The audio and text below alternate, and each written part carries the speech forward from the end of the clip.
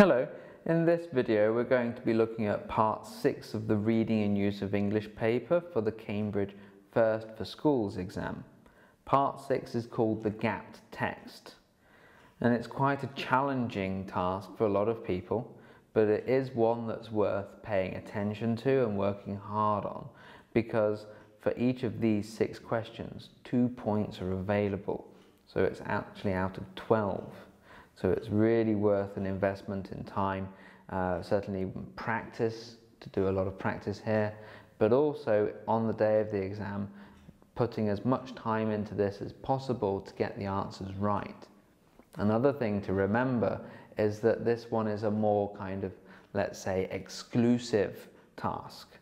For example, in the previous reading task or the next one, if you get one of the answers wrong, you lose a point. That's too bad, but it doesn't affect the next questions. In this task, if you get one of the answers wrong, it's more than likely you'll actually have 2 mistakes, because the letter you wanted later you've already used. So one mistake cost you 4 points. So, the stakes are very high. So what can we do?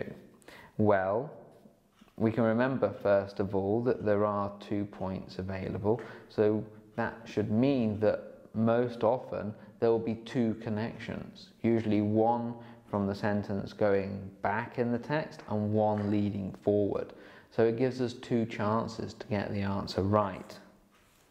As always, I recommend that you underline parts of the text that give you the answer. It really helps to focus your attention on things when you do that. In the gaps themselves, you're looking for certain things to happen. There might be the passage of time or a time connection. You might see cause and effect. Maybe before the gap, something was about to happen and the consequences of that action appear in the gap or just after. So we need something to make logical sense of it. We might find contrasting arguments, so something positive here and something negative after the gap or in the gap. We need the language that shows that difference. We can look at the use of tenses. For example, if in the gap we see past simple and after the gap past perfect, that certainly shows a narrative change. So we can look for those sort of patterns. But really, the most important thing to focus on in this kind of text is the little words. We're talking about pronouns and the words that we use to give examples for things. So we're looking at he. If we don't know who he is, we need to look for that link. We're looking for this, that. What do they refer to?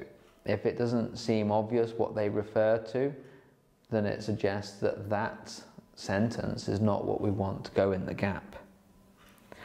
Sometimes it helps if you take the information you've been given and to reformulate it as a question. So you're given a place and you say, where is this place? Why is the person at this place? Look at the gap and maybe the gap will have the answer for you. That way you can find the answer.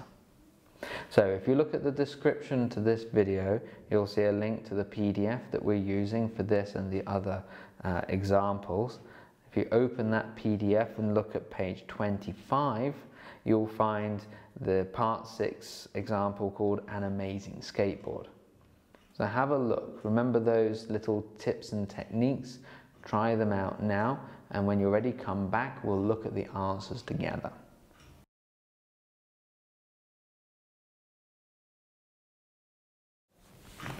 Okay, so let's have a look together.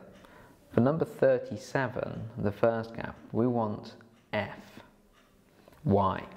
Well, before the gap it says, so far he, the person we're talking about, is the world's leading pilot of the board. But in gap for F it says, it's clear, however, that there could be other skaters thinking themselves to various destinations in no time at all. So we have 2 connections. First, we have this logical or contrasting idea with however. So we have an idea, which for us we could say is positive, and then in the gap it's negative and it's linked with however. Then we also have this connection of the other skaters. So we're comparing the person that we've been talking about with other skaters. So we have the two connections to give us F. In number 38, the answer we want is C. And we can see this because it starts before the gap with he gets onto the skateboard, looking relaxed and confident. Then after the gap it says as he puts it through its paces, so he started to use it. So we need something that links these ideas. We also need a word that links the time. So we have two things to look for. If you look at C, we have the time reference, then. It shows a sequence. And we also have the narrative. The board seems to take off of its own accord. So we have the list of events. We have the two connections and it gives us C for 38. For number 39, the answer we want is G. If we have a look at G, it says these were then converted into commands for the motor. What are these? This is one of the little words I mentioned earlier. We need to think about these, and if we look before the gap, we know that these are hand movements. So we have that connection. We also have this idea of them being converted into commands, and after the gap, it says that you don't even need to use commands like this. You don't use hand movements because there's going to be a special wireless headset. So we have this progression of ideas. So again, two connections. Remember, two connections, 2 points. You only have to give one letter, of course. For number 40, the answer we want is E. And again, if we look at the text, we can see in E it says, apart from that basic requirements, the little words. What does that mean? What is that basic requirement? If we look, it's the ability to balance. So we have a connection there. Leading on to 41, the answer we're looking for is A. That profile was then loaded onto the computer on the board. Then we have the gap, and after that, thinking about lunch or boring work could bring the board to an abrupt halt. So we have to know why. What's the problem that causes this? And that problem is in A. The only problem is that users really do have to keep their minds focused. So we have an explanation of the problem. After the gap, we have the examples of what they were thinking of when they weren't focused. So we have two connections. And then finally in number 42, the answer we want is D. We've done the best we can to compensate.